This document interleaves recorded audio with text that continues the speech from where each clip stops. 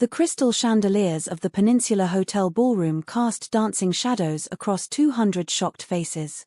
I stood at the center of the room in my ivory silk dress, calm as still water, while my daughter-in-law Jessica collapsed to her knees on the marble floor.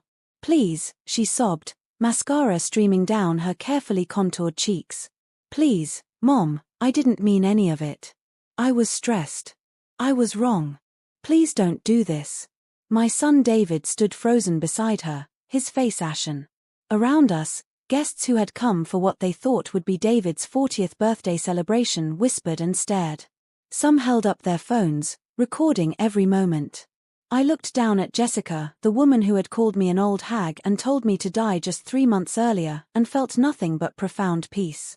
"I'm not doing anything to you, Jessica," I said quietly. "I'm simply choosing not to participate in my own mistreatment anymore." Behind me, my attorney Mr. Chen stood with a leather portfolio containing documents that would change everything. To my left, my younger son Marcus, the one they'd all underestimated, watched with tears in his eyes and pride on his face. The MC tapped the microphone awkwardly. "Ladies and gentlemen, there seems to be a family matter." I smiled gently at the crowd. There is indeed. And they're about to learn that silence doesn't mean weakness. It means I was gathering my strength. David finally found his voice. "Mom, you can't." "I already have," I said softly. They had no idea what was coming. But 3 months ago, neither Daimi name is Margaret Chen, and for 38 years, I built my life around my family. I immigrated to San Francisco from Taiwan at 22, married my husband Robert, and together we built Chen's Fine Imports from nothing into a multi-million-dollar business. While Robert handled the showroom, I managed the books, negotiated with suppliers in 3 languages, and raised our 2 sons in the apartment above the store. When Robert died of a heart attack 7 years ago, David was 33 and already working in the business. Marcus was 28, studying social work. The will was simple. I inherited everything, with the understanding that David would take over operations when I was ready to retire. But I never quite retired. How could I?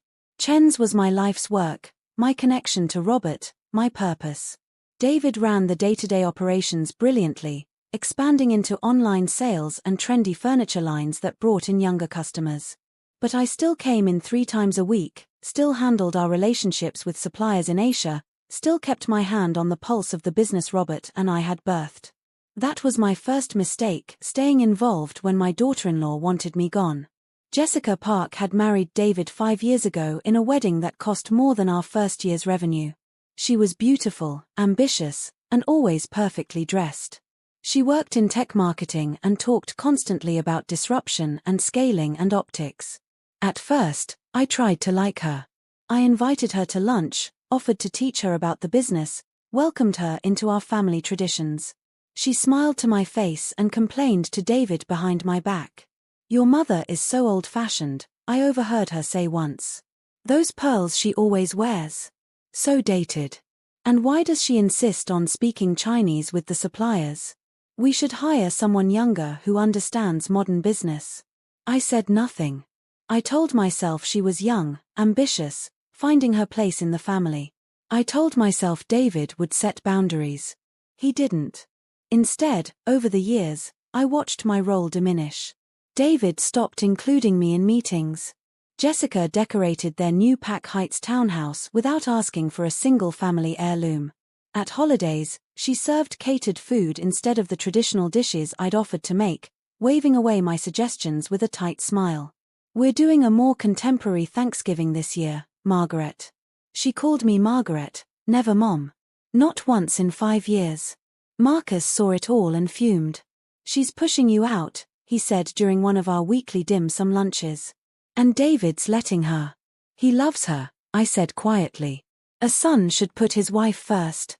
Not when she treats you like garbage, Mom." I patted his hand. Marcus had always been my sensitive one, the son who noticed feelings, who called to check on me, who still came for Sunday dinners. "I'm fine, sweetheart." Really. But I wasn't fine. I was becoming invisible in my own family, erased by a woman who saw me as an obstacle to her perfect modern life. The real trouble started when David and Jessica announced they wanted to restructure the business. "Mom, you've done an amazing job," David said during a family dinner at their house. "But Jessica has some ideas about modernizing our brand. Going more minimalist. Targeting millennials." Jessica leaned forward, her eyes bright with ambition. "We want to rebrand as Park & Company, more streamlined. More Instagram-friendly." The name sliced through me. Park & Company? Not Chen's. "Chen sounds ethnic," Jessica said bluntly. "We're losing the white demographic." I felt Marcus tense beside me. I put a hand on his arm. "The business is called Chen's," I said carefully, "because Robert Chen and I built it. Our name means something." Jessica's smile hardened. "Your generation thinks legacy matters. My generation thinks profit matters." David cleared his throat. "What Jessica means is..." "I know what she means," I said quietly. I went home that night and cried for the first time since Robert's funeral. I cried for my husband who had poured his soul into that business.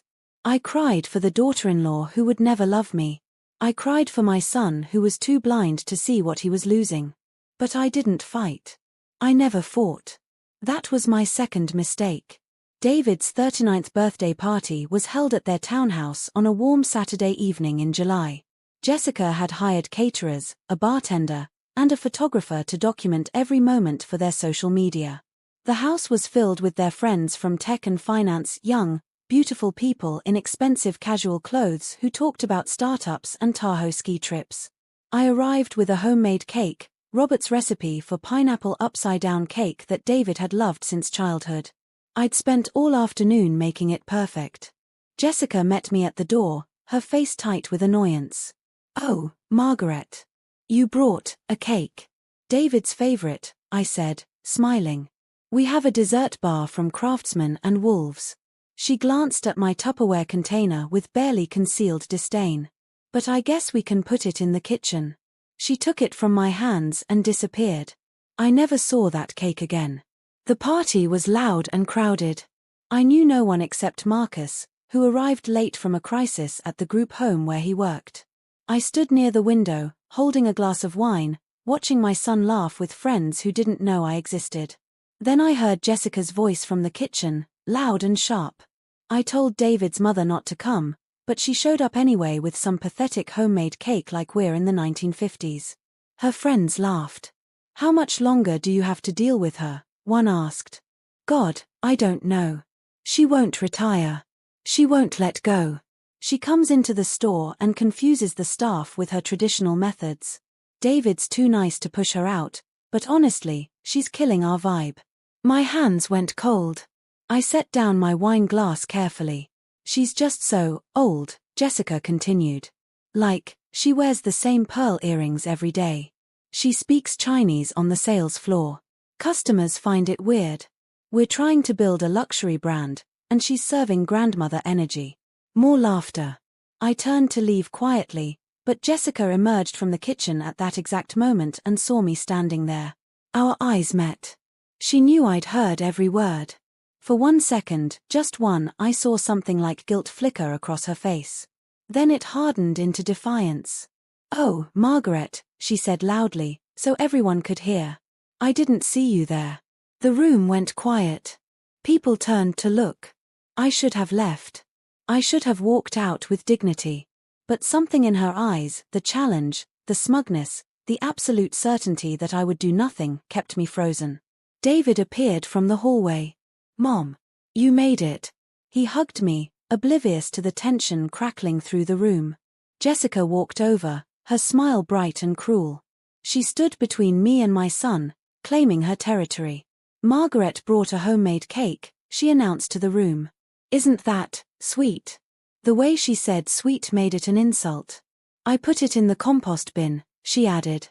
"We're doing zero waste, and honestly, nobody was going to eat it." Marcus's voice came from the doorway. "What did you just say?" Jessica turned, unbothered. "Oh, Marcus. Didn't see you lurking. Your mother brought an ancient cake that didn't fit our aesthetic, so I tossed it. Not a big deal. You threw away Mom's cake?" Marcus's face went dark. The one she spent all day making for David. It was taking up space, Jessica said with a shrug. David looked between us, confused and uncomfortable. Jess, maybe that was what? We have professional desserts. Your mother needs to learn that we're not running a home kitchen anymore. The room was absolutely silent now. Everyone was watching. I felt something crack inside my chest, not my heart, but something harder. My tolerance. My patience. My willingness to be small for someone else's comfort. I think I should go, I said quietly. Finally, Jessica muttered, barely under her breath. But I heard it. Marcus heard it. David heard it. Jess. David said sharply. And then Jessica said the words that changed everything. She turned to me, her face flushed with wine and anger and something that looked almost like hate, and she shouted, "You old hag. Why don't you just die already? Seeing you is pure bad luck. You're a curse on this family." The room gasped. Someone dropped a glass. It shattered on the hardwood floor, the sound echoing in the sudden silence. I stared at her. My daughter-in-law. The woman my son had chosen. The woman who wanted me dead. David looked horrified. "Jessica, what the hell?" "She won't let go," Jessica screamed, tears in her eyes now. "She won't retire. She won't give us space. She's suffocating us. I can't take it anymore. I want her gone." Marcus moved toward her, but I held up my hand. "It's all right," I said softly. I looked at my son, my firstborn, the baby I had nursed and raised and sacrificed for, and I saw him standing there, frozen, unable to choose between his wife and his mother. That was when I knew. I smiled. Not a happy smile. A sad, peaceful smile of acceptance. "Thank you, Jessica," I said quietly, "for finally being honest." I picked up my purse, walked through the silent crowd of strangers, and left my son's house. Behind me, I heard David calling my name. Marcus shouting at Jessica. The party dissolving into chaos. But I kept walking. I got into my car. I drove home to my empty apartment above the store. And then I made a phone call that would change all of our lives. The next morning, I woke up to 17 missed calls from David and 43 text messages. I ignored them all. Instead, I made tea, fed my orange cat Mr. Whiskers, and called my attorney. "Mr. Chen," I said when he answered. "I need to review all my legal documents. The will. The business structure. Everything." There was a pause. "Is everything all right, Margaret?" "Everything is clear," I said. For the first time in years. Mr. Chen, no relation, just a fortunate coincidence of surnames, had handled Robert's estate and the business paperwork for over 20 years. He was in his 60s, sharp as a blade, and one of the few people who understood exactly what I'd built. We met at his office that afternoon. I brought every document I had, the original business incorporation papers, Robert's will, the operational agreements I'd signed with David, bank statements, supplier contracts. "Walk me through the current structure," I said. Mr. Chen laid it out with careful precision. I owned Chen's Fine Imports outright, 100% of the shares. David was the operating manager with a salary and performance bonuses, but he had no ownership stake. The will I'd drafted 7 years ago left everything to my sons equally, with Marcus inheriting my personal assets and David inheriting the business.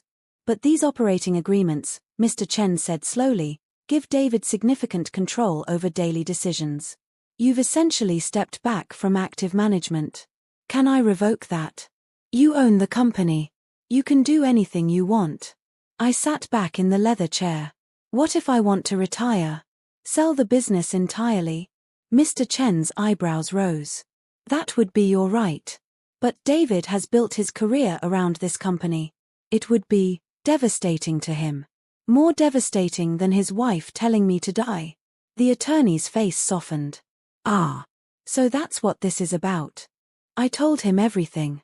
The years of dismissal. The erasure. The compost bin cake. Jessica's screaming rage. When I finished, Mr. Chen was quiet for a long moment. "What do you want, Margaret?" he finally asked. "I want dignity," I said. "I want to stop participating in my own mistreatment." And I want them to understand that silence doesn't mean I don't have power. Then let's explore your options. We spent 3 hours going through scenarios. I could fire David. I could sell to a competitor. I could dissolve the company entirely. Or, and this was the option that made Mr. Chen smile, I could simply announce my retirement and let them scramble. Here's what most people don't understand, he said. The business relationships. The supplier contracts in Asia. Those are yours. You built them over 40 years.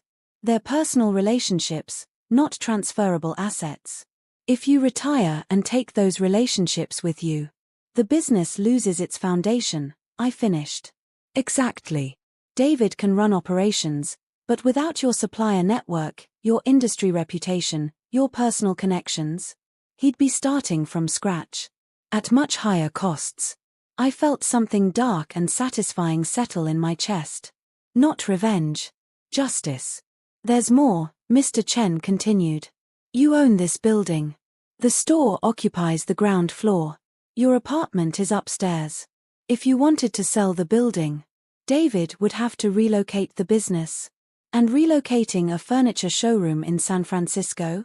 We're talking millions in moving costs, new lease deposits, renovation.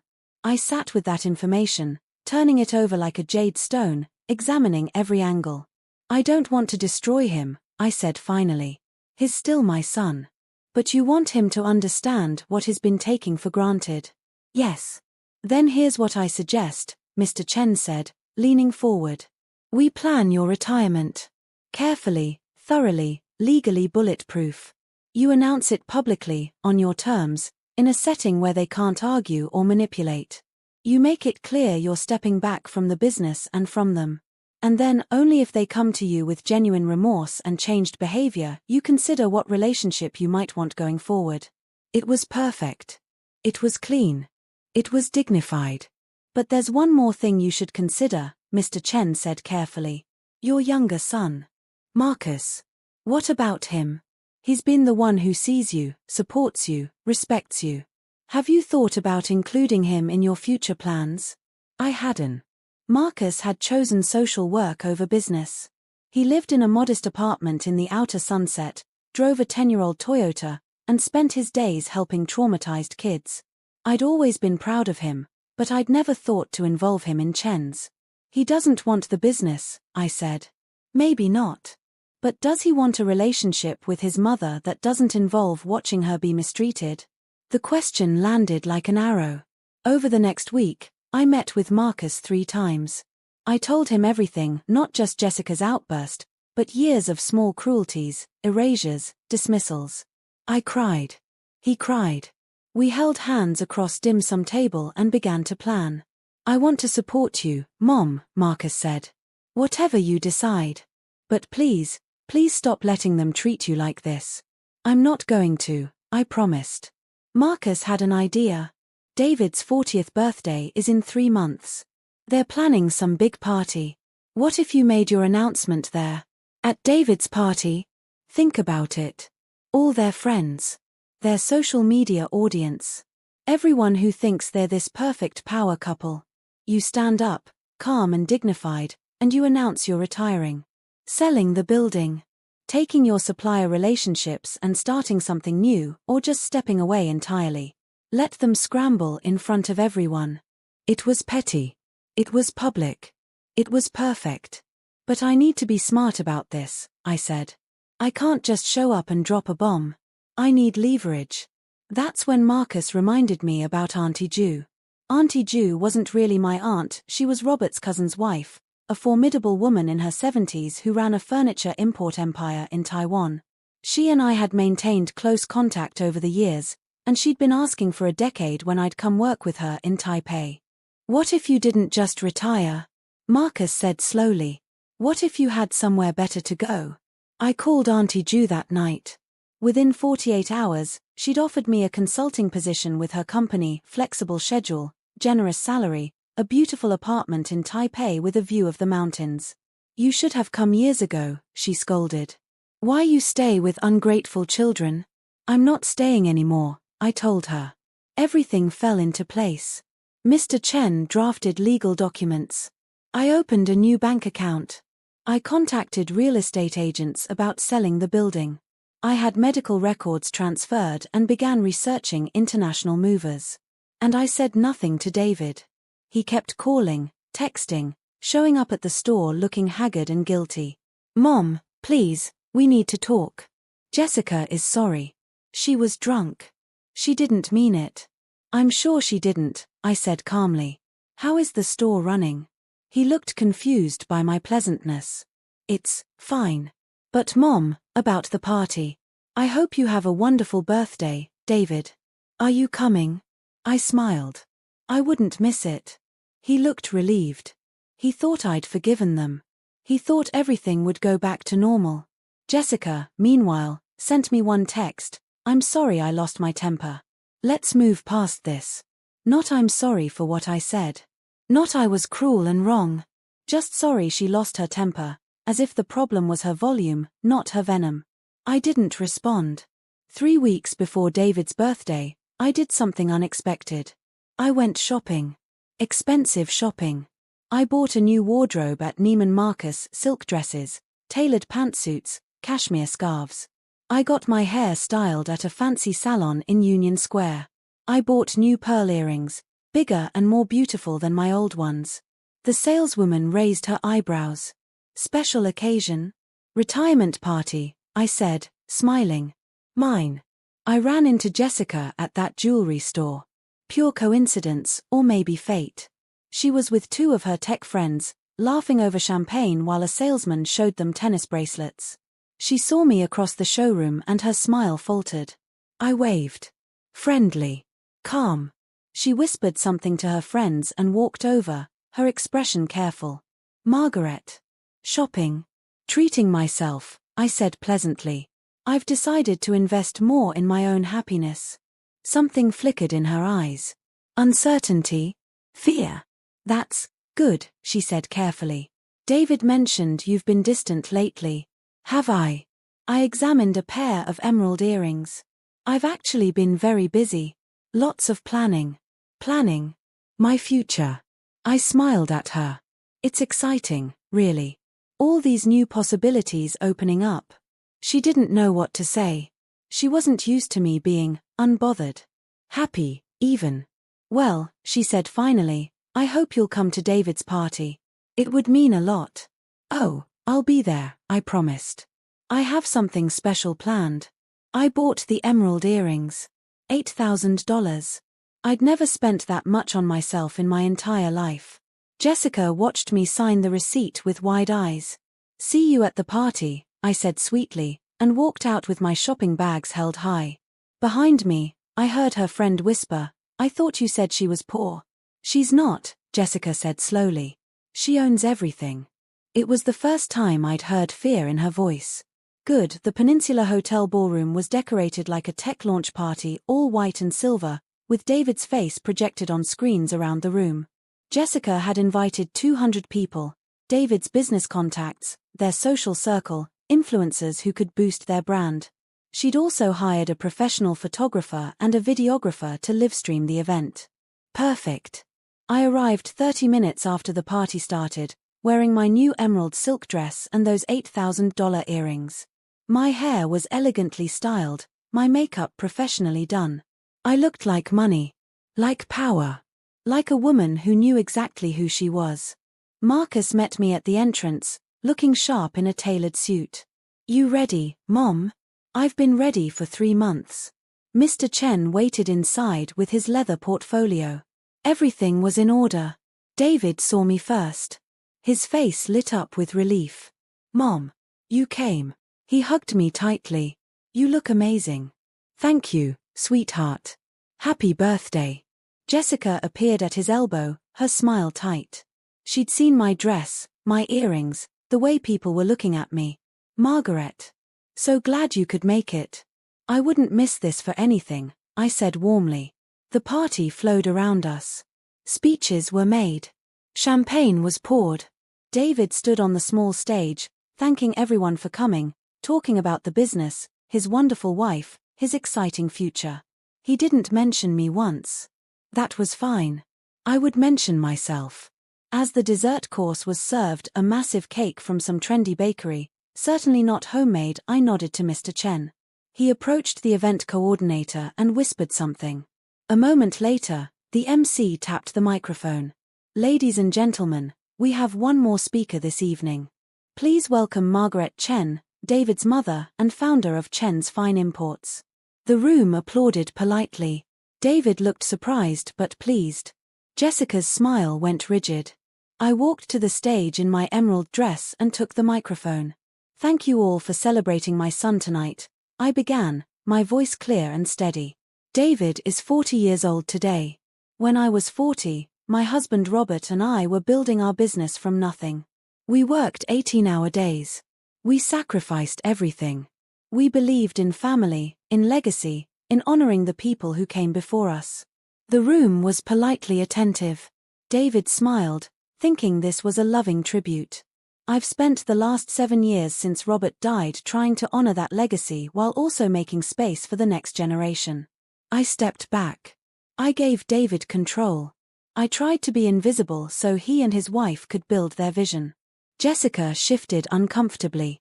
3 months ago, at David's birthday party, I brought a homemade cake. My husband's recipe. David's childhood favorite. His wife threw it in the garbage and told me to my face that I was an old hag who should just die already. She said seeing me was pure bad luck. Gasps rippled through the crowd. Phones came out. The livestream viewership spiked. David's face went white. Jessica grabbed his arm.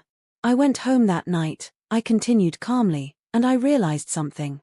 I have spent 40 years building a life, a business, a family. And I have spent the last 5 years letting someone treat me like I'm worthless. Like my contributions don't matter. Like I should be grateful to be tolerated in my own son's life. Mom, David started to stand. Sit down, David, I said gently. He's Saturday. So I've made some decisions. First, effective immediately, I'm retiring from Chen's Fine Imports. Completely. I'm removing myself from all operations, all decisions, all involvement. David looked relieved for half a second. Second, I've accepted a position with Ju Enterprises in Taipei. I'll be moving to Taiwan in 6 weeks. Now he looked panicked. Third, I'm selling the building that houses Chen's. The sale closes in 90 days. David, you'll need to relocate the business or negotiate a new lease with the incoming owner. The room erupted in whispers. Jessica's face had gone from pale to crimson. But Mom, David stammered, the suppliers, our relationships.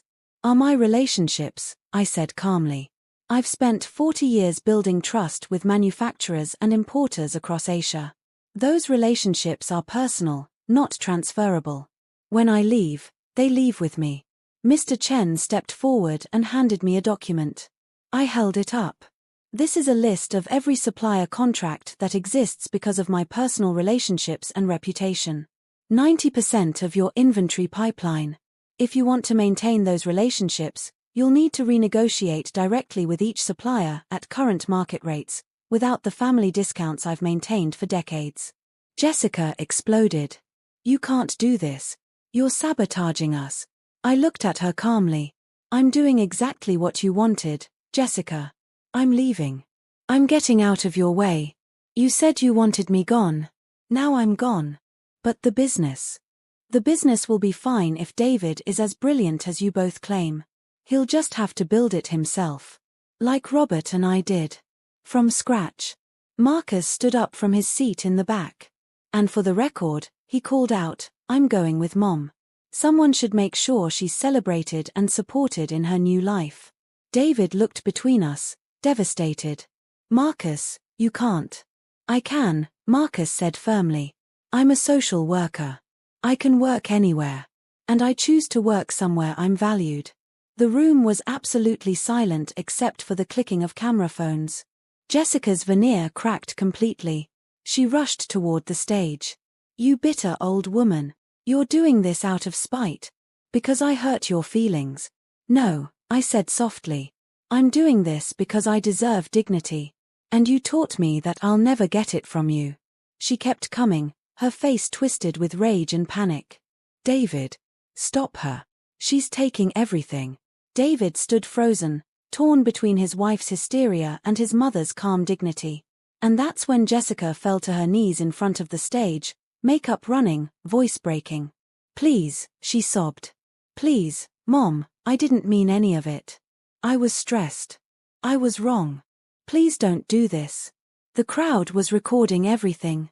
The livestream had thousands of viewers now. This would be everywhere by morning. I looked down at her, this woman who had wanted me dead, and felt only profound peace. "I'm not doing anything to you, Jessica," I said quietly. "I'm simply choosing not to participate in my own mistreatment anymore." The ballroom erupted into chaos. Guests crowded around, some trying to comfort David, others recording Jessica's meltdown for social media. The videographer kept filming. This was too good a story to stop now. Jessica grabbed David's sleeve. "Fix this. Tell her she's being crazy. Tell her." "Tell her what?" David said quietly. His voice was hollow. "That you didn't say those things. You did. In front of everyone. And I just stood there." He looked at me with tears in his eyes. "Mom, I'm so sorry. I should have defended you. I should have. You should have done many things," I said gently. "But you chose her. That's your right. And now I'm choosing myself." Mr. Chen touched my elbow. "Margaret, we should go. You've said what you needed to say." But I wasn't quite finished. I turned to the crowd, to the cameras, to the livestream viewers who would share this moment across the internet. "I want to say something to everyone here. I spent 40 years building something beautiful, and I spent the last 5 years watching it be disrespected. I stayed quiet because I thought that's what good mothers do. But silence isn't strength. It's erasure. And I refuse to be erased anymore." Someone in the crowd started clapping. Then another. Then dozens of people, mostly women my age and older, stood and applauded. Jessica looked around, horrified, as the very social circle she tried to impress turned on her. "You told her to die," someone called out. "At her son's birthday party? That's abusive," another voice said. "My God, she's a monster," a woman whispered loudly enough to be heard. Jessica's face crumpled. The influencer friends she'd invited were posting in real time, their captions dripping with judgment.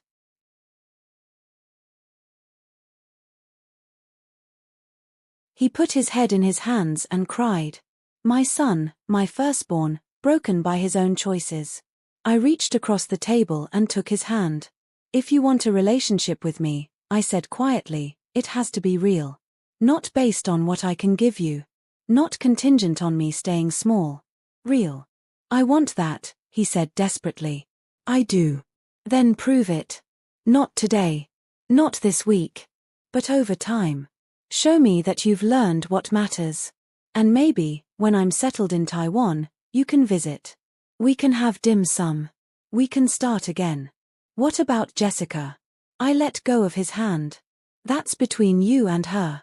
But David, you can't build a marriage on disrespecting your mother. That's not love. That's complicity in cruelty." He left my apartment with no promises, no solutions, no easy path forward. But with something he'd lost along the way: clarity.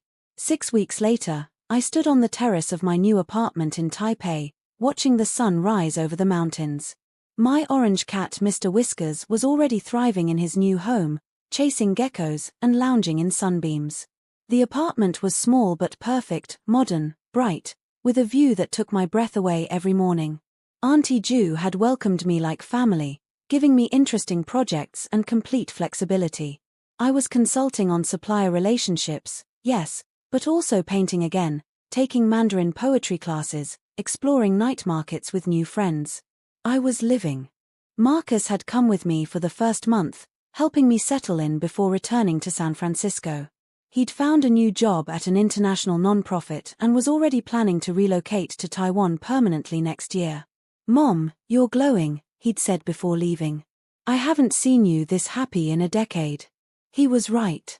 I hadn't realized how much energy it took to stay small, to minimize myself, to accept crumbs of affection from people who should have offered feasts. My phone rang. David. He called every week now, never demanding, just talking. telling me about his struggles with the business, his conversations with Jessica, his slow realization of everything he'd taken for granted. "Hey, Mom," he said when I answered. "How's Taipei?" "Beautiful. I'm having coffee on my terrace watching the mountains." "That sounds peaceful." "It is." There was a pause. "Mom, I wanted to tell you something. Jessica and I are separating." I wasn't surprised. "I'm sorry, David." "Don't be. You were right. We built our marriage on all the wrong foundations. She wanted the business, the image, the success. But she didn't want a partner who valued his family. And I didn't want a partner who needed me to abandon mine." "What will you do?" "I'm selling Chen's," he said quietly, "to a company that approached me last month. Fair price. Clean exit. I'll use the money to pay off debts and start something smaller. Something I build myself." And Jessica is furious. But also already dating some venture capitalist. I think we're both relieved. "And you?" I asked gently. "Are you okay?" "I'm getting there. Therapy helps. Marcus helps. And honestly, watching you choose yourself gave me permission to do the same. I'm glad." "Mom, I know I can't fix what I broke. But I want you to know I'm trying. I'm different. I'm learning. I know you are, sweetheart. And I'm proud of you." His voice cracked. "Can I visit? In a few months. I want to see where you live. Meet Auntie Ju. Have that dim sum you mentioned." "I'd like that." After we hung up, I sat with my coffee and watched the city wake up below me. I thought about the woman I'd been 6 months ago, invisible, accommodating, disappearing into the expectations of others. That woman was gone. In her place was someone stronger, clearer, more herself than she'd been in years. I thought about Jessica, probably spinning the story on social media, probably playing victim to anyone who would listen. I hoped she'd learn something from this. I hoped she'd grow. But honestly, her journey wasn't my concern anymore. I thought about the women who'd messaged me after the video went viral, thousands of them, sharing their own stories of being erased, ignored, disrespected by families who'd forgotten their value. I'd responded to as many as I could, always with the same message: your dignity matters more than their comfort. My phone buzzed. A photo from Marcus, him at a San Francisco dim sum restaurant, holding up a pineapple bun with the caption, "Not as good as yours, but I'm trying." I smiled and sent back a heart emoji. The morning stretched before me, full of possibility. I had a meeting with a supplier in the afternoon. Coffee with Auntie Ju's book club in the evening. A painting class on Saturday. A life that was mine, shaped by my choices, filled with people who actually saw me. I'd thought I'd lost everything when I walked away from my son's party that night. But I'd actually gained something far more valuable: myself. The sun climbed higher, turning the sky gold and pink. Mr. Whiskers jumped onto my lap, purring loudly. I scratched behind his ears and watched the city shimmer in the morning light. "We did it," I whispered to him. "We chose ourselves." And for the first time in 5 years, I felt no guilt at all. Just peace. Just freedom. Just the quiet certainty that I'd made the right choice. The universal lesson.